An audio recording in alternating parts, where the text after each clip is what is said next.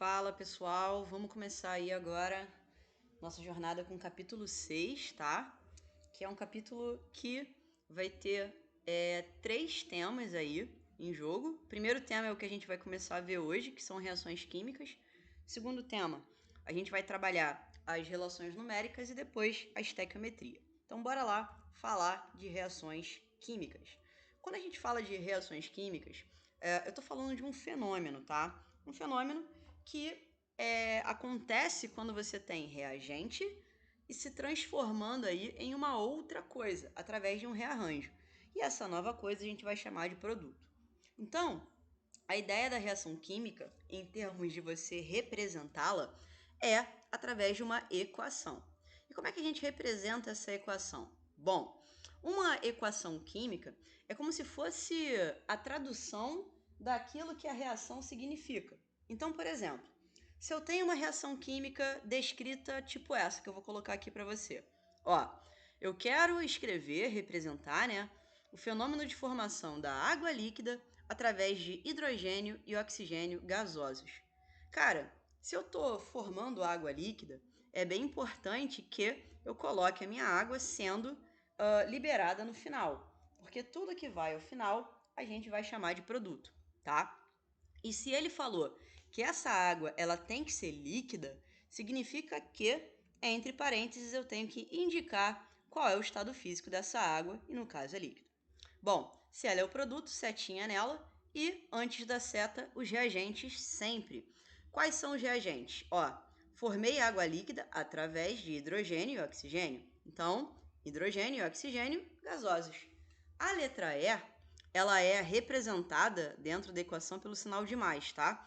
Então, quando eu quiser separar compostos, eu coloco um sinal de mais e aí fica todo mundo separado. Tudo bem? Bom, então a gente tem aí do lado esquerdo, né, antes da seta, os reagentes formando produtos, que é tudo aquilo que vai estar escrito do lado direito ou depois da seta.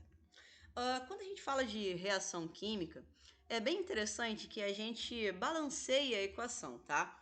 E o que é balancear a equação? É você ter, tanto de um lado quanto do outro, as mesmas quantidades de elementos. Então, por exemplo, nesse caso aqui, eu tenho 2 hidrogênios de um lado, preciso ter 2 do outro. Fechou. Mas o oxigênio não está balanceado. Repara que eu tenho 2 e aqui eu tenho 1. Então, para a gente conseguir balancear essa equação, a gente faria o seguinte. Ó, se liga. Nesse caso, a gente coloca 2 aqui para balancear esse oxigênio. Automaticamente eu desbalanceei o hidrogênio, então balanceio ele de novo. Você pode também no final dividir por 2 e ter isso daí. Então é bem comum a gente ter balanceamentos com frações, tá? Mas se você preferir, como eu prefiro também, pode deixar em números inteiros. Beleza? Agora, vamos pegar as reações e vamos classificá-las de acordo com algumas categorias. Então se liga. Sempre que a reação tiver determinadas caras, eu vou dar um nome para essa categoria e esse nome vai se enquadrar dentro daquilo que eu estou definindo, tá? Então vamos lá. Primeira equação é essa aí, eu já puxei o mesmo exemplo da água para a gente montar aqui. 2 reagentes dando um único produto. Significa que essa reação, sempre quando ela tiver essa cara aqui, ela vai ser uma reação de síntese ou de adição.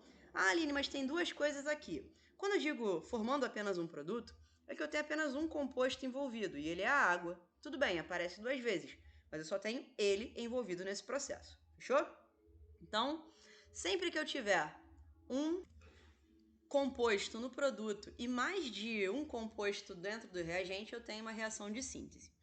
O inverso também rola. Ó, eu tenho uma coisa só se transformando em duas, e pode ser 2 ou mais, tá? Então, sempre que uma equação tiver essa cara, ela vai ser chamada de síntese, ou, aliás, de análise ou de decomposição, ok? Beleza. Agora, e quando a equação ela tiver um cara sozinho e um cara acompanhado, dando um cara sozinho e um cara acompanhado, dessa forma, aí você vai ter uma equação chamada de simples troca ou deslocamento. E por que eu coloquei 2 possibilidades aqui? Porque a gente bem sabe, que a gente já viu lá em tabela periódica, né, que existem os metais e os ametais que são positivos ou negativos. Os metais a gente vai compreender como sendo os positivos e os ametais os negativos, tudo bem? Quando eu tiver um metal aqui em jogo, ele vai deslocar o primeiro, e quando eu tiver um ametal, ele vai deslocar o segundo, ok? Isso se a eletropositividade desse for suficiente e a eletronegatividade desse também. Mas em termos de classificação, isso aqui tá suficiente para você, tá bom? Então é só entender a cara e classificar. Vamos classificar agora o último tipo de reação química, que é a reação de simples troca, ou aliás, que é a relação de dupla troca. Diferente da anterior, agora eu vou trocar duas coisas. Repara que não tem mais ninguém sozinho, são dois acompanhados com dois acompanhados sendo formados nos produtos. Então, aqui, vamos entender o seguinte, quando ela tem essa cara, é dupla troca ou permutação, e a troca ela acontece pela seguinte explicação. Repara que em todos os compostos, sempre o primeiro cara ele é positivo, tá bom? Sendo ele positivo, ele troca e pega o negativo do outro. E o positivo do outro pega o positivo desse primeiro. Com isso, eu tenho uma troca dupla, né, acontecendo, onde o A ele vai se unir ao D, formando o composto AD, e o C ali, de verdinho, vai se unir ao B, formando o composto CB. Quando isso rolar, você está numa equação de dupla troca ou de deslocamento. O que é importante você saber desse universo das reações? Bom, o que eu falei no início é legal, é muito importante você saber. É bem legal você saber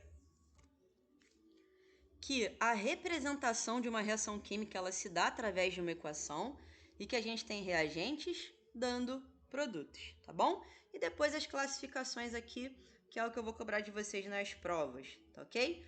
Então é isso, gente. Façam aí esses dois exercícios da página 31 e a gente se vê no próximo vídeo. Até lá!